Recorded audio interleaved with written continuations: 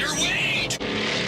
Can't wait! Hello everyone, it is Briximus Prime back for another Transformers Legacy action figure review, and today we're going to be taking a look at the Transformers Legacy Deluxe Class Stunticon Wildrider. And yes, this is another Stunticon in the whole Menasor Combiner sub-collection, so let's just get right on into it by taking a look at the figure's packaging first. And now taking a look at the packaging right up front here, it's got the image of Stunticon Wildrider in his alternate mode, and right here we've got an image of him in his robot mode and his mug shot right there. It says Legacy, Transformers, Generations Takara Tomitami. Here on the top, Transformers Legacy. Here on the side of the packaging, you got that image right there. Authentic Transformers! Here on the back of the packaging, we got some obligatory product shots and such like that. And then there's the barcode right there, which has the bio and everything. And then when you open up that little barcode, it's got a little GIF there of Wildrider right there. It says his name's Wildrider, says he's a Decepticon, he's part of the Stunticons. He turns into a sports car, it's from G1, he's functioned as Warrior. He has dual Energon scattershot blasters, and he shoots a bunch of Energon from long range. It also says here that Wildrider lives up to his name. He's a bit of a loose cannon. When he hits the road, he drives to destroy, combines with other Stunticons to form Menasor. His skills are, he's strength is a 6, intelligence is a 6, speed is a 7, and firepower is an 8. So pretty good stuff for Wildrider. So yeah, that is basically it for the packaging. And now just briefly going over Wildrider's accessories here. He does have 2 additional identical guns here. They're cast in this dark plastic, and then they've got this slightly purplish tinted silver paint going across the top. I don't know why, it might be the lighting. It looks kind of purplish, but anyway, they're both identical. They don't really combine or anything, but they can combine into a double-barreled blaster, also just like drag strips blasters. If you're not having him hold his weapons, I guess the only weapon storage I can really think about is you can maybe plug them here on the back of his ankle, but I mean, that's not even in the instructions, and there's not really any way to plug it in on his back, so there's not really any kind of weapon storage, I guess. And here is taking a look at Wildrider's head sculpt. He looks very nice. I really like the way how his head sculpt came out. It's got a very nice, like, retro 80s style. Kind of makes it look like he's got the little, like, nuts and bolts coming out, like, on his ears, I guess. And then, again, the paintwork on his chest, it also looks very good. All those 80s decals and stickers with the silver. The silver does a good job, especially with the red here on the arms.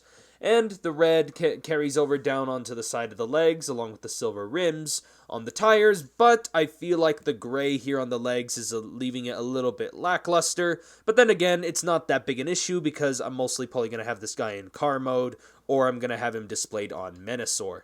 And holy mother of Primus, that is quite the backpack. My goodness, it looks absolutely horrendous. At this point, you might as well just fold these bits up like this and just have it fold down like that. That is a cleaner looking back than having these parts fold out. This just looks a lot better, honestly. Wildrider may look the part of the iconic Stunticon character, but he also feels the part. The figure feels nice and smooth. None of the joints feel loose. They're all nice, tight, and buttery smooth. And obviously he poses pretty well also. His head is on a swivel, though it doesn't really do much than that. You can untab the chest for that transformation joint and try to make him look up, but then he just kind of looks like he's got his head pounded in by an Autobot. But other than that, can't really do much else. Shoulders can rotate a full 360. They can move in and out. He does have a bicep swivel. 90 degrees of bend at the elbow. His wrists don't rotate, but they hinge in and out.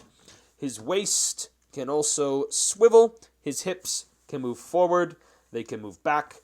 They can move outward. He does have a thigh swivel. He got 90 degrees of bend at the knee. And then his ankles can move up. They can't really move down all that much. And then he does get a nice ankle pivot. So very good articulation here on Wildrider. I just feel like his backpack kibble really weighs him down. But again, once you transform it like this, I think it's a little bit better. One other thing I would like to note about Wildrider that's pretty cool is he does have some very nice light piping, which again is not very common to see on figures nowadays, and it's really cool to see that they at least added it onto somebody because, like I said, it's a very underrated feature, and I wish most Transformers would have this feature nowadays. And for comparisons, here is Wildrider compared next to the last Transformers Legacy figure I reviewed, the Beast Wars Tarantulas.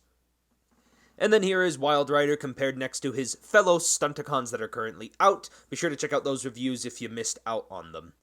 And can I be the first to say, this guy looks really good when paired up with his other fellow Stunticons. Makes me really can't wait for the completed Menasor Combiner. So anyway, let's just get right on into Wildrider's transformation.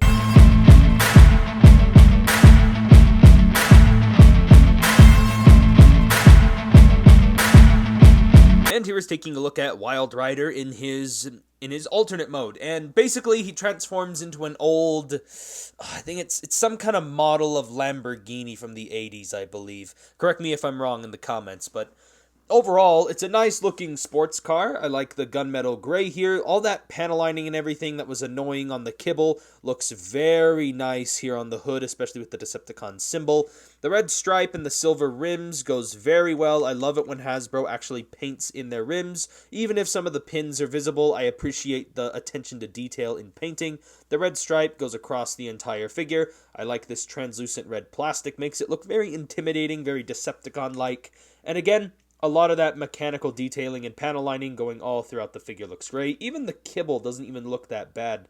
And also, some storage on this alternate mode is basically you just store the guns here on these little 5mm ports on the back. And also, for good measure, the car mode can roll very well. With it being one of the Stunticons, it had better be. And now for alternate mode comparisons, here is Wildrider compared next to Tarantulas, and obviously this Tarantula is in scale to real life, so kudos to Hasbro on that. That was sarcasm, by the way. And then here is Wildrider compared next to his fellow Stunticons in their alternate modes. So anyway, that's it for comparisons. And that is basically it for my review on the Transformers Legacy Stunticon Wildrider. Now, one of my main things about Wildrider was that he actually is not a bad figure, and the main point of actually buying him is to complete Menasor. But as a standalone figure, I think he actually stands up pretty well. My only problem is I feel like they really favored the car mode over the robot mode, which really is understandable because he is meant to be in car mode to be in, which is his combined mode for Menasor, but I still think they did an admirable job at making him accurate to the cartoon. He's nicely well put together. He doesn't feel like he's going to fall apart anytime soon. But the back kibble is a bit egregious, and it's just so much better by transforming it in, and I feel like it could have really saved Hasbro a little bit of some pins if they just left it as it is, because it looks cleaner and looks better when you just leave it transformed like that, as I showed in the video. But anyway, I honestly don't really have much else to say about Wildrider. Like, he really is just kind of a generic Decepticon character that combines into Menasor, so that's really all I need him to do, and he does it very well. So if I had to give this figure a rating, I give him a solid 8 out of 10. He just didn't really blow me away, but he still gets the job done, and I don't regret my purchase at all. So anyway, that is basically it for this review. If you guys enjoyed the review, be sure to give me a like on the video.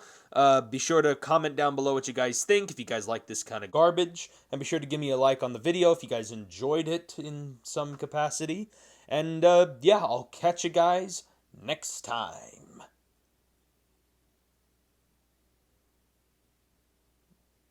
I hope me staring at the camera isn't making this creepy.